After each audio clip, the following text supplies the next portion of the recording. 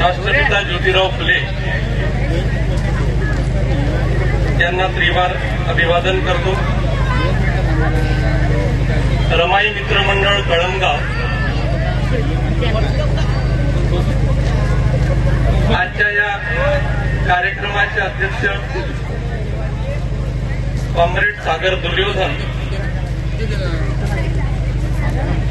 उद्घाटक प्राध्यापक दीपक गवई,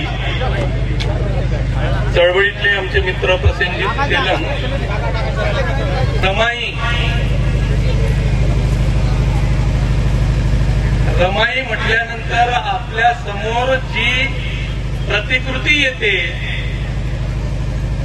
ज्या महामानवाच्या अर्धांगिनीचं चित्र आपल्या डोळ्यासमोर येते, तेव्हा तिचा त्याग, तिचा संघर्ष आणि तिचं बलिदान याचा इतिहासही आपल्याला माहीत असायला पाहिजे. ज्या आईनं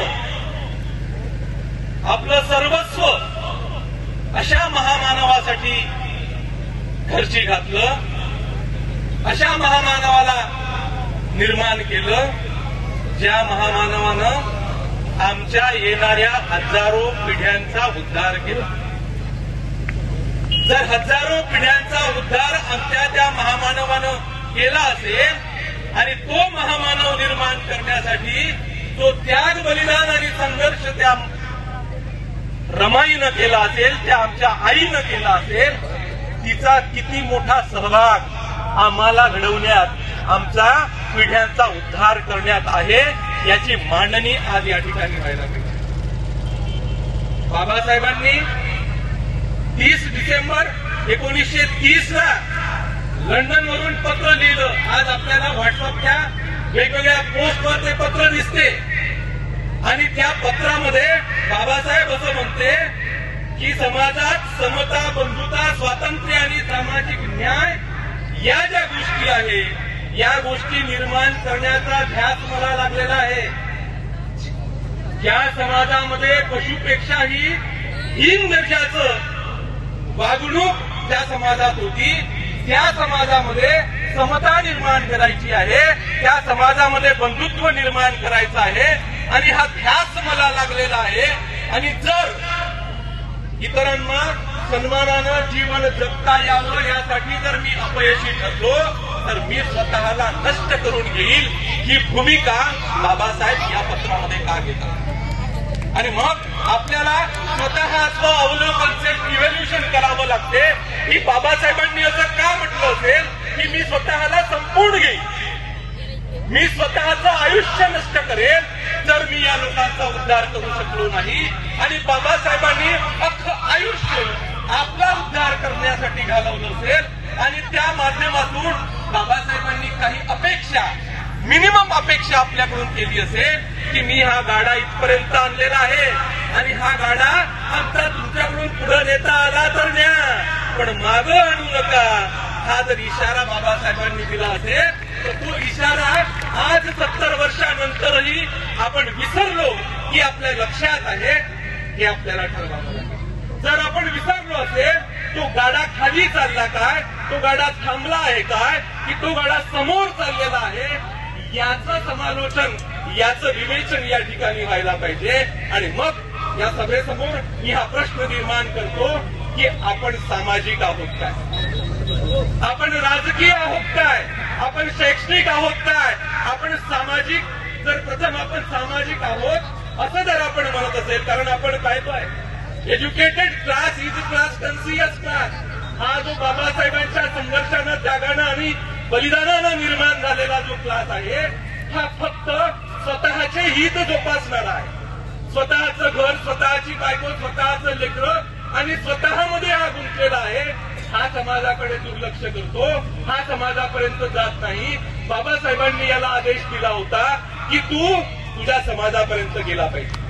शिक्षित लोकांनी समाजाच्या दरिद्री, अज्ञानी बांधवांपर्यंत पोहोचलं पाहिजे आणि त्यांना त्यांचे नागरी हक्क काय आहे हे समजावून सांगितलं पाहिजे. पण हा बाबासाहेबांच्या संघर्षातून निर्माण झालेला सुशिक्षित हा मात्र तिथपर्यंत पोहोचत नाही. हा स्वतःच्या हितात गुंतलेला आहे. आणि म्हणून बाबासाहेबांचा गाडा जर मागा जात असेल, कारण बाबासाहेबांचा गाडा हा उतरणीच्या प्रवासावर नाही, हा समांतर रेषेत आहे, हा रोडवर उभा आहे. हा चढणीच्या प्रवासावर बाबासाहेबांनी आणून ठेवलेला होता, तो तुम्ही समांतर रेषेत आणून ठेवला. कारण बाबासाहेब असं म्हणतात की हा चढणीचा प्रवास आहे. या ध्येयापर्यंत जर आपल्याला पोहोचायचं असेल तर तो प्रवास हा अपहिल टास्क आहे. आणि जेव्हा चढणीचा प्रवास असतो तो चढणीचा प्रवासासाठी मागून आपल्याला धक्का द्यावा लागतो, मागून जोर लावावा लागते, किंवा मग त्या गाड्याला ऊट लावावं लागते. आपण ती ऊट होणार आहोत काय? आपण ती अडकट होणार आहोत काय? आपण जर ऊट झालो तर खऱ्या अर्थानं आपण बाबासाहेबांची अनुयायी आणि खऱ्या अर्थानं बाबासाहेबांना असलेली अपेक्षा, we want to bring complete social and cultural revolution in this land of disparity. या विषमतामय देशामध्ये संपूर्ण सामाजिक आणि सांस्कृतिक क्रांती घडवून आणण्यासाठी मी माझं संपूर्ण जीवन व्यतीत करेल. हा जो ध्येयवाद बाबासाहेबांचा होता, तो ध्येयवाद, त्या ध्येयवादापर्यंत ही चळवळ जर पोहोचली नसेल तर आपण सामाजिक आहोत काय, हा प्रथम प्रश्न आपल्या समोर निर्माण झाला पाहिजे. कारण आपण पाहतो की आपली क्लॅरिटी नाहीये, आपली विचारांमध्ये स्पष्ट नातं नाहीये. आपल्याला हेही पाहिजे, तेही पाहिजे. आपल्याला हाही बाबा पाहिजे, तो आपलाच होय. आपल्याला बाबासाहेबही पाहिजे, बाबासाहेबही पाहिजे आणि बाबाही पाहिजे. उघडा नागडा बाबा आपल्याला पाहिजे. आपण तो उघडा नागडा बाबा आपल्या देवालयात आणून बसवला, बाबासाहेबांच्या बाजूनं बसवला ना. ज्याची लायकी नाही, काय सूट असलेला आणि ज्यानं राहणीमानावर मोठं असं वाक्य म्हटलेलं आहे की माझं थिंकिंग ही हाय आहे आणि माझं लिव्हिंग सुद्धा हाय थिंकिंग अँड हाय लिव्हिंग. उच्च विचारसरणी आणि उच्च राहणीमान, त्याच्या बाजूनं नागडा बुवा आपण आणून ठेवला, त्याच्या बाजूनं उघडा बुवा आपण आणून ठेवला. आणि मग जर आपण म्हणत असेल की मी हाय जयभीमवाला आहे, मी बाबासाहेबांचा अनुयायी आहे, तर आपल्यासारखे बेईमान कोणी होणार नाही. आम्हाला बेईमान म्हणून जगायचं नाही. आम्हाला बाबासाहेबांचा अनुयायी म्हणून जगायचं असेल तर it is my solemn vow to die in the service and causes of those downtrodden people among whom I was born, I was brought up and I am living. त्या समाजात माझा जन्म झाला, त्या समाजात मी लहानाचा मोठा झालो, त्या समाजात मी सध्या वावरतो आहे. त्या समाजाची सेवा करता करता मला मरण यावं, ही माझी पवित्र प्रतिज्ञा आहे. ही प्रतिज्ञा बाबासाहेबांनी घेतली. बाबासाहेबांचं अनुयायी म्हणून ती आपल्याला सुद्धा घ्यावी लागेल. कारण बाबासाहेबांनी चळवळ चालवायची असेल, या लोकांचा उद्धार करायचा असेल तर त्याच्यासाठी 2 प्रकारच्या चळवळी सांगितल्या आहेत. बाबासाहेब म्हणतात की 2 स्कूल ऑफ थॉट्स आहेत. तुम्हाला जर स्वतःचा उद्धार करून घ्यायचा असेल, तुम्हाला जर या ठिकाणी सामाजिक चळवळ चालवायची असेल तर 2 प्रकारची विचारसरणी आहेत. पहिली विचारसरणी असं म्हणतो की हे जग दुःखी आहे, हे जग दुःखी आहे, हे वातावरण प्रतिकूल आहे म्हणून हे जग दुःखी आहे. म्हणून हे वातावरण अनुकूल करण्यासाठी जे जे ऍक्शन प्लॅन्स पाहिजे, जे जे कृती कार्यक्रम पाहिजे, ते ते कृती कार्यक्रम आपल्याला निर्माण करावे लागतील.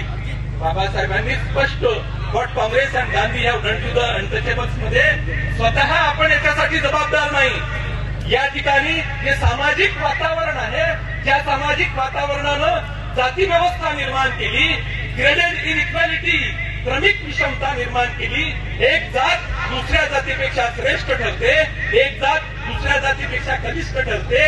हे सामाजिक वातावरण जर बदलवायचं असेल तर कशा पद्धतीचे कृती कार्यक्रम पाहिजे. मग त्याच्यासाठी काय पाहिजे तर त्याच्यासाठी large army of social workers, सामाजिक कार्यकर्त्यांची फौज पाहिजे. बाबासाहेब असं म्हणतात की सामाजिक कार्यकर्ता मोठा की राजकीय कार्यकर्ता मोठा. राजकीय कार्यकर्ता जेव्हा समाजाला आव्हान करतो तेव्हा समाजातले हजारो लोक त्याच्या मागे जातात. पण सामाजिक कार्यकर्ता जेव्हा समाजाला आव्हान करतो त्याच्या मागे लोक नसतात, पण तो आपल्या ध्येयापर्यंत पोहोचण्याचा सतत प्रयत्न करत असतो. म्हणून बाबासाहेब म्हणतात की सामाजिक कार्यकर्ता हा धैर्यवान आहे, सामाजिक कार्यकर्ता हा महत्वाचा आहे. म्हणून सामाजिक कार्यकर्ता महत्वाचा आहे, सामाजिक चळवळी महत्वाच्या आहे आणि कोणतीही राजकीय क्रांती जर आणायची असेल तर त्याच्या अगोदर सामाजिक, धार्मिक, सांस्कृतिक क्रांती आली पाहिजे जी बाबासाहेबांनी आणलेली. आज आपण पाहतोय, आज प्रतिक्रांतीचे वारे मोठ्या प्रमाणात निर्माण झालेले आहे. यात बाबासाहेबांनी प्राचीन भारताची व्याख्या करताना असं म्हटलं होतं की प्राचीन भारताचा इतिहास म्हणजे दुसरं तिसरं काही नसून ब्राह्मणवाद आणि बुद्धवाद यांच्यातील सकारात्मक संघर्ष होय. त्या ब्राह्मणवाद आणि बुद्धवादातल्या संघर्षामध्ये कधी ब्राह्मणवाद जिंकला, कधी बुद्धवाद जिंकला. बाबासाहेब म्हणतात की ब्राह्मणवाद म्हणजे काय, तर स्वातंत्र्य, समता आणि बंधुत्वाचा अभाव. तिथं स्वातंत्र्य नाही, गुलामगिरी आहे. जिथं समता नाही, विषमता आहे. जिथं बंधुत्व नाही, भेदभाव आहे, त्या ठिकाणी ब्राह्मणवाद आहे. आणि बुद्धवाद म्हणजे तिथं स्वातंत्र्य, समता आणि बंधुत्व आहे. आजच्या घडीला या प्रतिक्रांतीच्या देशामध्ये दोनच विचारसरणी आहे. एक ब्राह्मणवादी विचारसरणी जे भारतीय संविधानाला मानत नाही, एक अशी विचारसरणी जे स्वातंत्र्य, समता आणि बंधुत्व नाकारते, आणि एक दुसरी विचारसरणी जी आंबेडकरवाद आहे, ते स्वातंत्र्य, समता आणि बंधुत्व प्रस्थापित करण्यासाठी आटोकाट प्रयत्न करून राहिले. आपण कोणत्या विचारसरणीसोबत राहणार? आपण बुद्धवादासोबत राहणार, आपण आंबेडकरवादासोबत राहणार, की आपण ब्राह्मणवादासोबत राहणार? आपण बाबासाहेबांचे अनुयायी आहोत. बाबासाहेबांनी इथल्या एससी, एसटी, ओबीसी महिलांसाठी जे काम भारतीय संविधानाच्या माध्यमातून केलं ते या जगाच्या पाठीवर कोणताही महामानव करू शकला नाही. का करू शकला नाही? का करू शकला नाही? कारण तो जो महामानव आहे, तो महामानव, तो संघर्ष, तो त्याग आणि तो बलिदान करण्यासाठी तयार नव्हता. बाबासाहेब एकमेव आपल्याला दिसला. बाबासाहेबांचा हा संघर्ष, बाबासाहेबांचा हा त्याग, बाबासाहेबांचं बलिदान, त्याच्यामध्ये रमाईचा फार मोठा हात आपल्याला दिसतो. बाबासाहेबांना बाबासाहेब बनवण्यात, बाबासाहेबांना महामानव बनवण्यात बाबासाहेबांनी काय काय गमावलं आपल्यासाठी. बाबासाहेबांनी टोकाचा त्याग या ठिकाणी केलेला. रमेश, हिंदू, गंगाधर, राजरत्न नाव ऐकले? हिंदू, रमेश, राजरत्न, गंगाधर हे चार लेकर आपली या मातीत गाडले, तेव्हा तुमचा राजरत्न, तुमचा गंगाधर, तुमचा रमेश, तुमची हिंदू आज जे टवटवीत चेहऱ्यानं दिसते आहे, कारण तो गंगाधर, तो राजरत्न, तो रमेश, ती हिंदू या मातीत गाडल्या गेली, म्हणून तुमचे गंगाधर आज टवटवीत चेहऱ्यानं दिसते. कसा मेला गंगाधर? आठवा, गंगाधर कसा मेला वाचा. गंगाधर तापानं फणफणतो आहे, गंगाधरला मोठा आजार झालेला आहे, म्हणून रमाई बाजूच्या माणसाला म्हणते की दादा, गंगाधरचा ताप वाढलेला आहे, आपल्याला गंगाधरला दवाखान्यात नाही. तो व्यक्ती त्या गंगाधरला उचलतो, दवाखान्यात घेऊन जातो, डॉक्टरच्या दवाखान्यात घेऊन जातो. डॉक्टर त्या गंगाधरला हातही लावतो. तो डॉक्टर काय म्हणतो, बाई तुम्ही मागची उधारी दिली नाही म्हणून मी तुमच्या मुलाचा काही इलाज करत नाही. ज्या गंगाधरचा बाप लंडन स्कूल ऑफ इकॉनॉमिक्स मध्ये अर्थशास्त्राचे सिद्धांत लिहून राहिला, ज्या गंगाधरचा बाप या देशाचं अर्थशास्त्र कसं असावं, या देशात पैसा कसा आला पाहिजे याचे मोठमोठे सिद्धांत लिहून राहिला, तो गंगाधर बिना पैशानं त्याच्यावर इलाज करण्यासाठी डॉक्टर तयार नाही, म्हणून रमाई त्याला उचलते. रमाई गंगाधरला आपल्या खांद्यावर उचलते, धावत धावत नगर परिषदेच्या दवाखान्यात नेते. धावत धावत नगर परिषदेच्या दवाखान्यात नेल्यानंतर त्याला टेबलवर टाकते. गंगाधर केव्हाचाच मेलेला असतो. गंगाधर मेला. मेला गंगाधर. का मेला? तुमचा गंगाधर जिवंत राहावा, आमचा गंगाधर जिवंत राहावा म्हणून हा टोकाचा त्याग या रमाईनं बाबासाहेबांनी आमच्यासाठी जर केला असेल आणि बाबासाहेबांनी म्हटलं असेल की तुम्ही तुमच्या घरी जा आणि बुद्धाच्या धम्माचं आचरण करा. बुद्धाचा धम्म मी तुम्हाला याच्यासाठी देतो आहे की या धम्मानेच तुमचा विकास होऊ शकतो. त्या धम्माची जर आम्ही पायमल्ली करत असेल, धम्माच्या जागी जर आम्ही धर्म आणून बसवला असेल, कर्मकांड, पूजा आणि मोठ्या प्रमाणात अंधश्रद्धा जर आम्ही आणली असेल तर आम्ही बाबासाहेबांच्या त्या संघर्षाचे आणि त्यागाचे मारेकरी. म्हणून आपण आपलं स्वावलोकन केलं पाहिजे आणि आपण पाहिलं पाहिजे की खऱ्या अर्थानं बाबासाहेबांचा त्याग आम्ही विसरलो की अजूनही आमच्या लक्षात आहे. कशी मेली रमाई, राजगृह एवढं मोठं बांधलं, आता पैसा आहे, खायसाठी चांगलं खाऊ शकते, पण उपाशी राहू राहू त्या माऊलीला क्षयरोग झाला, टीबी झाली, आता तब्येत साथ देत नाही. रमाई मरणासन्न अवस्थेमध्ये आहे. त्या मरणासन्न अवस्थेमध्ये असलेली रमाई पाहायसाठी बाबासाहेब जातात, तिच्याकडे लक्ष देतात आणि तसेच निघून जातात. आपल्या लायब्ररीत चालले जातात. तिथे असलेला डॉक्टर लगेच राग बाबासाहेबांच्या मागे लायब्ररीत जातो आणि तो डॉक्टर बाबासाहेबांना म्हणतो की काय डॉक्टर आंबेडकर किती निष्ठुर आहात. तुमची बायको काही दिवसाची सोबती नाही, तिची सेवा करण्याच्या पेक्षा तुम्ही इथं पुस्तकात डोकं घालून बसला आहात. तुम्हाला काहीच वाटत नाही. पुस्तकात असलेलं डोकं बाबासाहेब वर काढतात, डॉक्टरकडे पाहतात. बाबासाहेबांचे डोळे डबडबलेले आहेत, बाबासाहेबांच्या डोळ्यातून पाणी वाहत आहे आणि या डबडबलेल्या चेहऱ्याने बाबासाहेब त्या डॉक्टरला म्हणतात की डॉक्टर, मला लाखो रमाईचे जीव वाचवायचे आहेत, म्हणून एका रमाईचं बलिदान मला द्यावं. त्या टाळ्या वाजवणाऱ्या रमाई त्या रमाईचं बलिदान आहे. त्या रमाईनं जर बलिदान दिलं नसतं तर आज या रमाई या ठिकाणी येऊ शकल्या नसत्या. पण त्या रमाईची एकही इच्छा बाबासाहेबांनी कधीच जिवंतपणी मान्य केली नाही. चला हो ना, पंढरपूरला चला, विठोबाच्या दर्शनाला जायचं. बाबासाहेब म्हणते की पंढरपूरच्या देवळात आपल्याला येऊ देत नाही, तू तिथं जाऊन काय करशील. अरे ज्यांनी गाथा ऐकवल्या, ज्यांनी मोठ्या प्रमाणात आपलं तत्वज्ञान या ठिकाणी मांडलं, त्या चोखोबाला सुद्धा यांनी पंढरपूरच्या मंदिरात येऊ दिलं नाही. तुला काय म्हणतात त्या मंदिरात येऊ देणार. मी तुझ्यासाठी पंढरपूर बांधे. 14 ऑक्टोबर 1956 त्या पंढरपूरची निर्मिती झाली. त्या पंढरपूरला दरवर्षी आपण जातो, लाखोच्या संख्येने जातो. बुद्धाचा धम्म बाबासाहेबांनी आपल्याला तिथे दिला आणि त्याच्यासोबत 22 प्रतिज्ञा दिल्या. रमाईची ती इच्छा मरणोत्तर या समाजानं पूर्ण केली.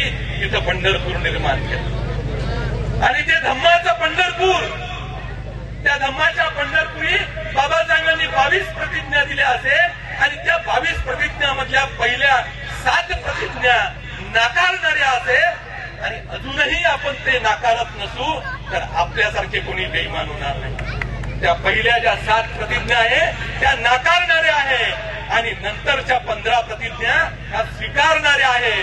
जोपर्यंत तुम्ही 7 प्रतिज्ञा पहिल्या वाचणार येऊ दिलं नाही, तुला काय म्हणतात त्या मंदिरात येऊ देणार.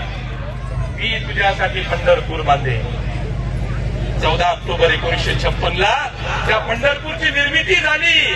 त्या पंढरपूरला दरवर्षी आपण जातो, लाखोच्या संख्येने जातो. बुद्धाचा धम्म बाबासाहेबांनी आपल्याला तिथे दिला आणि त्याच्यासोबत 22 प्रतिज्ञा दिल्या. रमाईची ती इच्छा मरणोत्तर या समाजानं पूर्ण केली. तिथं पंढरपूर निर्माण केलं आणि ते धम्माचं पंढरपूर, त्या धम्माच्या पंढरपुरी बाबासाहेबांनी 22 प्रतिज्ञा दिल्या असेल आणि त्या 22 प्रतिज्ञामधल्या पहिल्या 7 प्रतिज्ञा नाकारणाऱ्या असेल आणि अजूनही आपण ते नाकारत नसू तर आपल्यासारखे कोणी बेईमान होणार नाही. त्या पहिल्या ज्या 7 प्रतिज्ञा आहे त्या नाकारणाऱ्या आहे आणि नंतरच्या 15 प्रतिज्ञा ह्या स्वीकारणाऱ्या आहे. जोपर्यंत तुम्ही 7 प्रतिज्ञा पहिल्या वाचणार नाही आणि त्या प्रतिज्ञांमध्ये जे सांगितलं आहे ते नाकारणार नाही, तोपर्यंत तुम्ही बाबासाहेबांचे आपण अनुयायी होऊ शकत नाही. भीमा भीमा तुझ्या मताचा माणूस शोधताना, भीमा तुझ्या मताचा माणूस शोधताना, माणूस तुझ्या मताचा मी का न होऊ शकतो. लोक तुझ्या मताचे 5 शोधताना, लोक तुझ्या मताचे 5 शोधताना सुरुवात स्वतःपासून मी का न करू शकतो. ही सुरुवात स्वतःपासून करायला पाहिजे. घातकांच्या वागण्याने होऊन व्यथित मी, घातकांच्या वागण्याने होऊन व्यथित मी, माझ्यातलाच भीम मी का उणे करत गेलो. इंदू रमेश गंगाधर तू पाहिले मरताना, इंदू रमेश गंगाधर तू पाहिले मरताना, तुझा राजरत्न मी का न होऊ शकत. संविधान भारताचे आणि तू दिला तो धम्म, संविधान भारताचे आणि तू दिला तो धम्म, हे 2 शस्त्र घेऊन लढण्या मी निघालो. निर्धार वाचविण्याचा जनमानसांना, निर्धार वाचविण्याचा जनमानसांना, मनुस्मृती पुन्हा एकदा जाळण्या मी निघालो. मनुस्मृती पुन्हा एकदा जाळण्या मी निघालो. हे मनुस्मृतीचे विचार टाळायचे आहे. बाबासाहेबांनी 25 डिसेंबर 1927 ला मनुस्मृती जाळली, परंतु अजूनही मनुस्मृतीच्या अवलादी या ठिकाणी जिवंत आहे आणि आता त्यांनी डोकं वर काढलेलं आहे. मनुस्मृतीचा भाग म्हणून नॅशनल एज्युकेशन पॉलिसी या ठिकाणी आलेली आहे. राष्ट्रीय शैक्षणिक धोरण जे मनुस्मृती या ठिकाणी लादणार आहे, त्यामध्ये असलेला भारतीय ज्ञान परंपरा नावाचा विषय, तो वेद पुराण आणि अवैज्ञानिक आणि अतार्किक विद्यार्थ्यांना गोष्टी शिकवल्या पाहिजे, त्या पद्धतीचा अभ्यासक्रम बनवला गेलेला आहे. ही मनुस्मृती आता सांगणार आहे, हे ज्ञान परंपरा तुम्हाला सांगणार आहे. आमचा केंद्रीय मंत्री म्हणतो, त्याच्याही पेक्षा आमचा प्रधानमंत्री म्हणतो, प्रधानमंत्री म्हणतो की होती काय होती, प्लास्टिक सर्जरी या ठिकाणी होती आणि गणपतीचं आणि शंकराचं उदाहरण दिल्या जाते. या देशाचा प्रधानमंत्री जर या पद्धतीचं अभ्यासक्रम या ठिकाणी लादत असेल किंवा केंद्रीय मंत्री जर विद्यार्थ्यांसमोर भाषण देताना हे म्हणत असेल की पहिला अंतराळवीर कोण, कोण पहिला अंतराळवीर,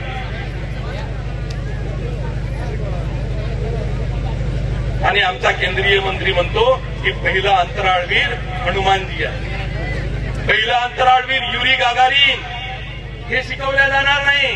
पहिले अंतराळवीर हनुमानजी हे आम्हाला आता शिकवल्या जाईल.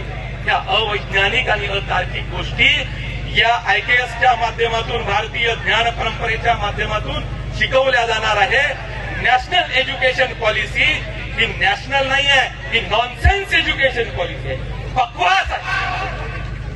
सिनेट मेंबर आहे, प्राध्यापक आहे, MA PhD, MA MPhil PhD set delete अशा डिग्र्या घेतलेल्या आहे.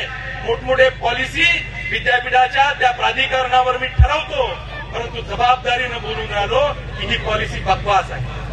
ही पॉलिसी वैज्ञानिक दृष्टिकोनातून मांडलेली नाही, तार्किक दृष्टिकोनातून मांडलेली नाही. आणि हे मनुस्मृती लादण्याचा जो प्रकार आपल्याला या मनुस्मृतीच्या अवलादाकडून दिसते आहे, त्याच्यासाठी आपल्याला तयार व्हावं लागेल आणि म्हणावं लागेल की आहट से हम पहचान लेते हैं, आहट से हम पहचान लेते हैं, कौन कितने पानी में है जान लेते हैं. ये चले थे हमें जहर पिलाने, ये चले थे हमें जहर पिलाने, शायद इन्हें मालूम नहीं, अब हम पानी भी पीते हैं तो छान लेते हैं, अब हम पाणी भी पीते हैं तो छान लेते हैं. ही धमक आंबेडकरवादामध्ये आहे, ही धमक स्वातंत्र्य, समता आणि बंधुत्व हे मूल्य देणाऱ्या भारतीय संविधानामध्ये आहे. या देशामध्ये 2 विचारधारा आता मोठ्यानं प्रसारित होते आहेत, एक संविधान समर्थकांची आणि एक संविधान विरोधकांची. आपल्याला ठरवायचं आहे की संविधान समर्थकांच्या बाजूने जायचं आहे की संविधान विरोधकांच्या बाजूने जायचं आहे. मी बाबासाहेबांचा अनुयायी म्हणून संविधान समर्थकांच्या बाजूने आहोत. भारतीय संविधानात वाचवण्यासाठी आपल्याला जीवाचं रान करावं लागेल. कारण संविधानाचे पान ते टराटरा फाडून राहिले, संविधानाचे पान ते टराटरा फाडून राहिले. असे कसे रे तुम्ही अजूनही बायको संग झुलून राहिले? कुत्र्याच्याही जातीतलं तुम्हाला म्हणावंसं वाटत नाही, कुत्र्याच्याही जातीतलं तुम्हाला म्हणावंसं वाटत नाही. तुम्ही त्याच्याही पेक्षा बघता. तुमच्यासाठी संघर्ष करता करता त्याचे लेकरं माय मेले, तुमच्यासाठी संघर्ष करता करता त्याचे लेकरं माय मेले. तुम्हाला नाही वाटत लाज? कशी वाटत? तुम्ही तर बेईमान झाले. कुत्र्याच्याही जातीतलं तुम्हाला म्हणावंसं वाटत नाही, तुम्ही त्याच्याही पेक्षा बदतर. असे कसे पैदा झाले या समाजातील पितर? पिस्तूलची गोळी वापस येत नसते, बोललेला शब्द धरता येत नसते. सारं संविधान ते फाडन तुमच्या देखत, सारं संविधान ते फाडन तुमच्या देखत. आता तरी उठ, नाही तर निघून जाईन वखत. आता तरी उठ, नाही तर निघून जाईन वखत. हे वेळ जर आपल्याला जाऊ द्यायची नसेल तर आता आपल्याला ठरवावं लागेल की आपण लाडक्या बहिणी आहोत काय. आपल्याला ठरवावं लागेल की आपण लाडके भाऊ आहोत काय. तुम्ही लाडक्या बहिणीनं सारा सत्यानाश करून टाकला.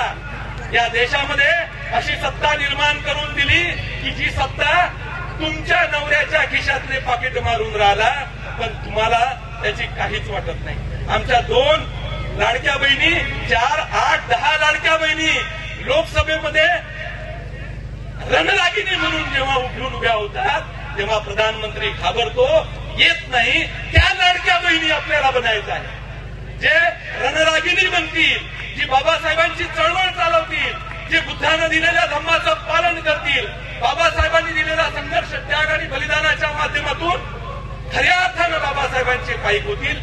त्या बाबासाहेबांच्या लेकी आज लाडक्या बहिणी झाल्या आणि सारा सत्यानाश करून ठेवला. याचा विचार झाला पाहिजे. आणि जोपर्यंत हा विचार आपण करणार नाही, लाडके भाऊ 6-7 हजार काम करून राहिलेले आहे. विविध आमिष यांना दाखवलं जाते. सर्व लोकतंत्र, राजकीय लोकशाही आपण नष्ट करण्याच्या मार्गावर आहोत. ज्या बाबासाहेबांनी मतदानाचा हक्क आणि अधिकार मिळवून दिला तो आपण काही पैशामध्ये जर विकत असू तर त्याचं सुद्धा या ठिकाणी विश्लेषण झालं पाहिजे. बाबासाहेबांनी महत् प्रयासानं हा अधिकार आपल्याला मिळवून दिलेला होता आणि त्या मताच्या अधिकाराच्या माध्यमातून एक असं आपण सरकार निर्माण करायला पाहिजे की जे भारतीय संविधानानुसार चालेल. येणाऱ्या काळात याच लाडक्या बहिणी असं सरकार निर्माण करेल, हे लाडके भाऊ असं सरकार निर्माण करेल. खऱ्या अर्थानं बाबासाहेबांनी भारतीय संविधानाला अपेक्षित ठेवलं होतं आणि म्हणून आपण येणाऱ्या काळात त्याची तयारी करायला पाहिजे. आपण सर्व बाबासाहेबांचे अनुयायी आहोत, आपण सर्व बाबासाहेबांचे लेकर आहोत. जर बाबासाहेब नसते तर माझी बायको प्राध्यापक होऊ शकली नसती, मी प्राध्यापक होऊ शकलो नसतो, अनेक क्लास 1 ऑफिसर होऊ शकले नसते. माझी बायको जर प्राध्यापक नसती तर कुणाच्या घरी भांडे घासत असते आणि म्हटलं असतं पाणी वाढ ग माय, पाणी वाढ ग, लई नाही मागत येऊलस भर गाड ग, पाणी वाढ ग माय, पाणी वाढ ग. म्हटलं ना वामन दादा, होती ना अवस्था. अजून गाडगं पाहिजे काय पाण्याचं? बाबासाहेबांनी हे गाडगं जर आपल्या हातून काढून घेतलं असेल आणि सार्वजनिक ठिकाणी तुमच्या इथं आरओ बसवण्याची ताकद, फिल्टर पाणी करण्याची ताकद जर तुम्हाला बाबासाहेबांनी दिली असेल, त्या मताचा असा जर आमच्याकडून गैरवापर होत असेल, त्या मताधिकाराचा असा जर गैरवापर आमच्याकडून होत असेल तर याचं स्वअवलोकन, आमचं आत्मपरीक्षण आम्ही केलं पाहिजे. आणि खऱ्या अर्थानं येणाऱ्या काळात आम्ही तयार राहिलं पाहिजे की भारतीय संविधानाला अपेक्षित असं राज्य या ठिकाणी निर्माण करू जे शिवाजी महाराजांना अपेक्षित होतं. जे शिवाजी महाराजांनी स्वराज्य निर्माण केलं ते सुराज्य निर्माण करण्याचं ध्येय जे बाबासाहेबांनी या ठिकाणी ठेवलं होतं ते सुराज्य येणाऱ्या काळात सामाजिक, सांस्कृतिक, आर्थिक, धार्मिक दृष्टिकोनातून आपण निर्माण करू. एवढीच अपेक्षा आजच्या या रमाई जयंतीच्या कार्यक्रमानिमित्त करतो. थांबतो. आपण मला बोलावलं, सन्मान केला, ऐकून घेतलं, आपला आभार व्यक्त करतो. जय हिंद, जय भारत.